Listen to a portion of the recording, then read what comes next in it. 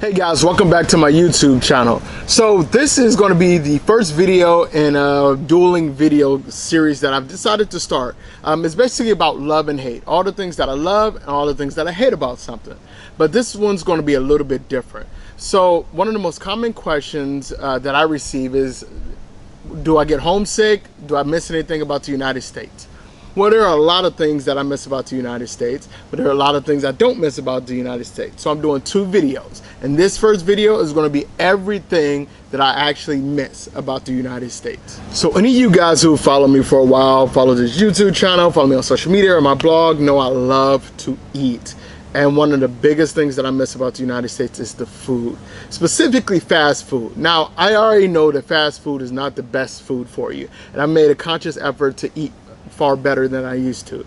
But there's some places like the Cheesecake Factory. My God, I will go to the Cheesecake Factory at least once a week and just eat everything that I possibly could. Also, there's a place called Wingstop. By the way, nobody in the world makes better chicken wings than the United States. Nobody in the world makes better hot wings than we do. But this place called Wingstop, and I'm not sure, I've seen it in Texas. Well, Texas, I live in Texas, but I'm not sure how many like franchises they have around the United States now. But man, their fries, they've got these like hand-cut fries with this sugary, spicy sauce on it, like a seasoning sauce. Oh my God, it's amazing. But the one food that I miss more is Texas barbecue. Now, everybody thinks that, you know, Louisiana has I guess they have okay barbecue, Tennessee, Missouri, even New York. For some reason, people like New York barbecue. But Texas barbecue, brisket, smoked turkey, ribs, chicken, nothing like it. So the first thing that I miss is food. Now the next thing is pretty easy. It's friends and family. Now I don't have a very close relationship with a lot of members of my family, but I still love them. And the thing with this lifestyle was when you travel, you know, 10, 11 months a year, when you do go back and see friends and family, you know, some people have changed, some people have stayed the same. You definitely have changed over that time period, and relationships get strained. So I would say that I miss the friends and family, how they were and how I was back in the day. Again, that some of those relationships were toxic, so you know you got to end those and keep it moving. But yeah, friends and family definitely really high on the list of something that I miss back home. So for the first time in about 12 years, I won't be playing fantasy football this year. And I didn't play fantasy baseball for the first time in like 10 years. And for me, that's a really big deal because I love American football since I'm outside of the country, and baseball.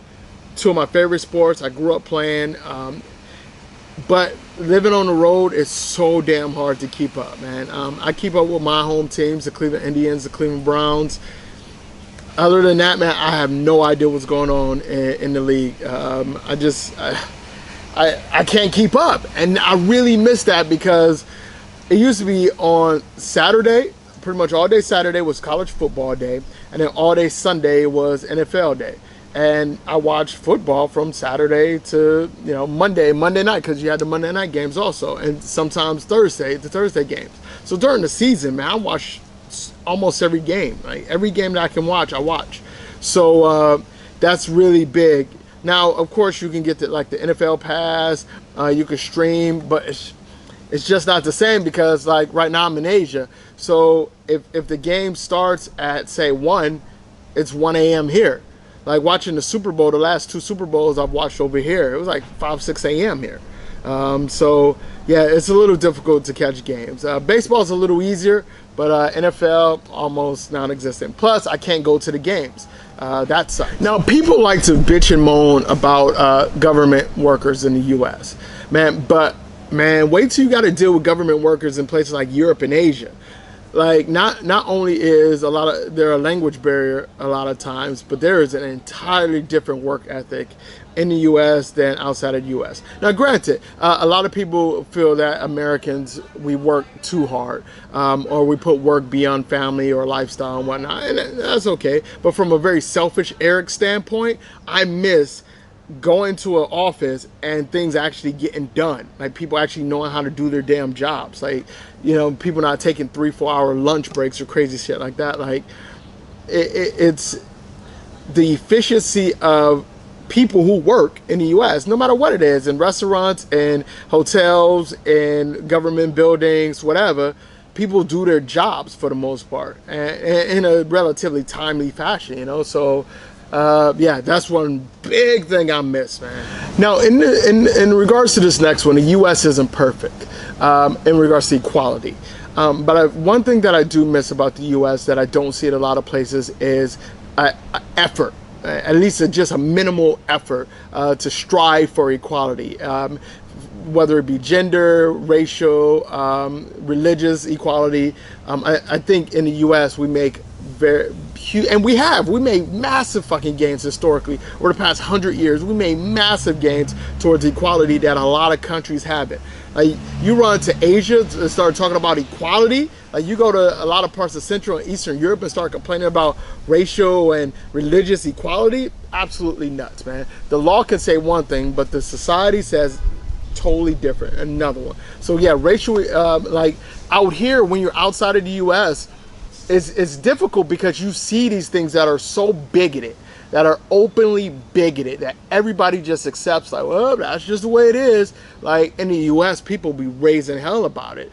Even though a lot of things don't get changed, like there's still a huge equality problem from a socioeconomic, from racial, from sexual orientation standpoint, or gender standpoint too. But at least we fucking try. This next one is, and a lot of people might argue against this one, is actually the American dream. The idea that you can be successful no matter what your background is, where you come from. You know what, man? I still think it's true. And I don't think anybody who's claiming that the American dream isn't true is full of shit. In some aspects, it's more difficult for certain people, especially if you're a young black man. It's far more difficult than if you're a middle-class white man, for example, or a middle-class straight white man. And that's a fact. But there's so many opportunities in the United States to be successful. I'm sorry, guys. I'm outside and these bugs growing crazy. It's so many opportunities to be successful in the United States in different ways, be it in academics, in sports, in art, in education. There's so many different ways, in business. My God, in business, there's so many different ways to be successful and make a living.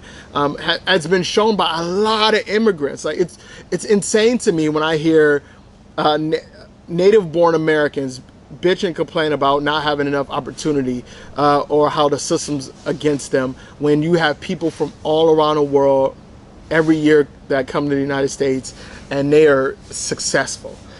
If you don't know this guy, Gary Vaynerchuk, Gary V, or look up Ask Gary V.